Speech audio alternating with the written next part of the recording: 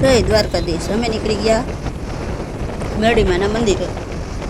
તો ચાલો તમને પણ મેરડીમાના દર્શન કરાવો. તો જો અમે જાય છીએ.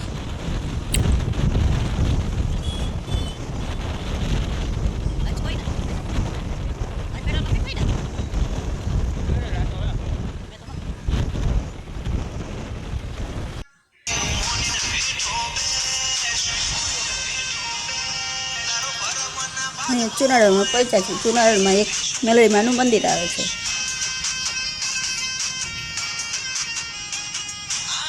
હવે દર્શન કરી લ્યો.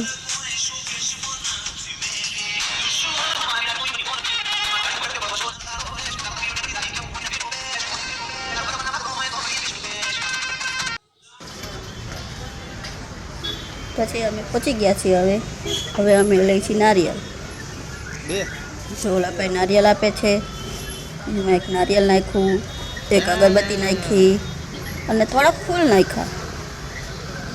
નારિયેળ લેવાઈ ગયું છે.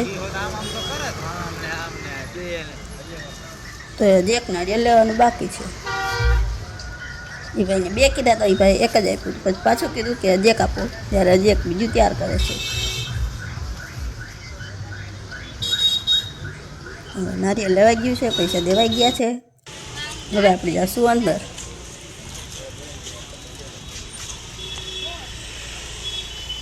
જો બંસી હાલી જાય છે.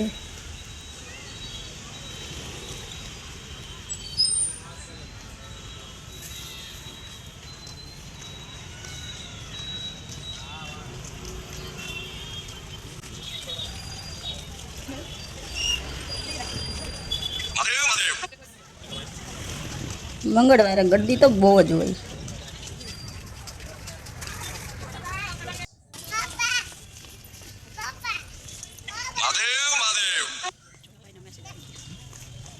તમને કરાવું મહાદેવના દર્શન. જો બધા મહાદેવના દર્શન કરી લ્યો. હર હર મહાદેવ.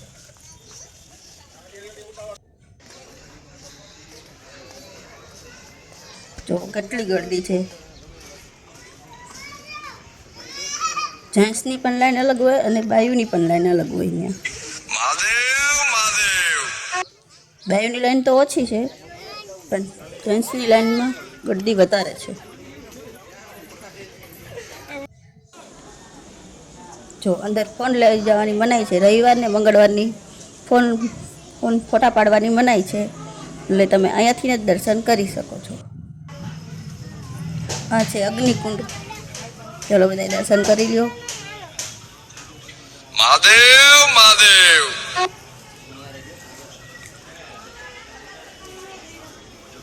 મેલડીમાંનો ફોટો ત્યાં રાખેલો છે. અહીંયા પણ દર્શન તમે કરી લ્યો. જય મેલડીમાં. રામનાથપરાની મેલડી. અહીંયા બધા નારિયેળ વધારે છે.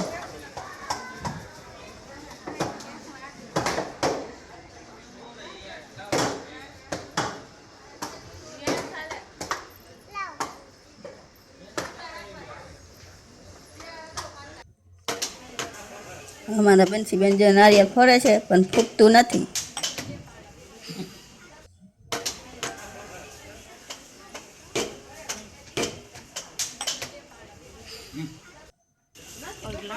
ફાઇનલી નારિયેળ તૂટી ગયું.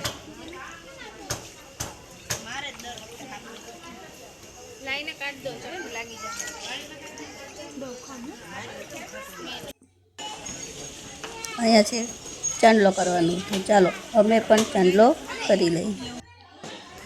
અમે જો ચાંદલો કરી લીધો છે. હવે અમે જાય છીએ ઘરે. જો અંદર ગેટની અંદર ગળતા જ મહાદેવ બેહાડેલા છે. ચાલો અમે જઈશું હવે ઘરે. અમારા જે બે ભાગવા માંડ્યા છે. અમે ગાડીમાં બેસી ગયા છીએ. હવે જઈશું ઘરે. તો તમે પણ લોકો આવજો મેલડીમાંના દર્શન કરવા. રામનાથપરાની મેલડીમાં છે. જો અહીંથી રામનાથ દાદા દેખાય છે મહાદેવ. અહીંથી દર્શન કરી લે. બહુ દેખાતા તો નથી પણ આમ ઝાખું દેખાય છે. પણ અમે અહીંથી ને દર્શન કરી લીધા છે. તો અમારા સાહેબને ફાંકી વગર તો હાલે નહીં. તો ફાંકી પડી હતી તો રસ્તામાં ફાંકી બનાવવા માંડ્યા.